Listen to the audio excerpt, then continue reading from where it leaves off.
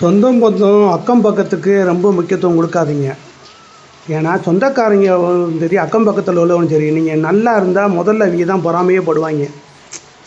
அதனால் இவங்களுக்காண்டி உங்கள் பிள்ளையோட லவ் மேரேஜுக்கு எதிராக இருக்காதீங்க.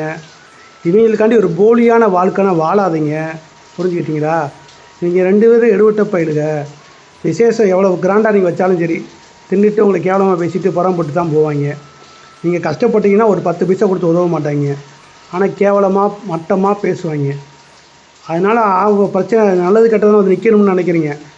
நல்லது கெட்டதுக்கும் வந்து நிற்க தேவையில்ல. அந்த இடத்த முதல்ல விட்டுருங்க. நல்லதுக்கு வந்தால் கேவலமாக பேசிட்டு போவாங்க. புரியுதா? கெட்டதுக்கு வரவே மாட்டாங்க. நீங்கள் கஷ்டப்பட்டீங்கன்னா கெட்டதுக்கு வரவே மாட்டாங்க. நீங்கள் நல்லா இருந்தால் நல்லதுக்கு வருவாங்க. நீங்கள் நல்லா இல்லைன்னா நல்லது கூட வர மாட்டாங்க. நீங்கள் வெட்டி கௌரவத்தையும் வெட்டி மானத்தையும் வச்சு வீணாக போயிடாதீங்க.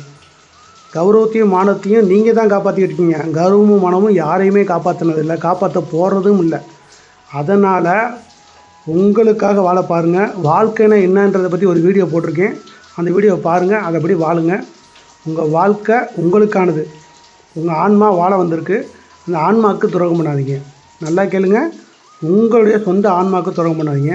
உங்களுடைய சொந்த ஆன்மாவுக்கு துரோகம் பண்ண தான் உங்கள் மதமே சொல்லி கொடுத்துருக்கு, உங்கள் கலாச்சாரம் சொல்லி கொடுத்துருக்கு, உங்கள் கௌரவம் சொல்லி கொடுத்துருக்கு. தயவு செய்து உங்கள் ஆன்மாவுக்கு துரோகம் பண்ணாதீங்க. வாழ்க்கையை வாழுங்க.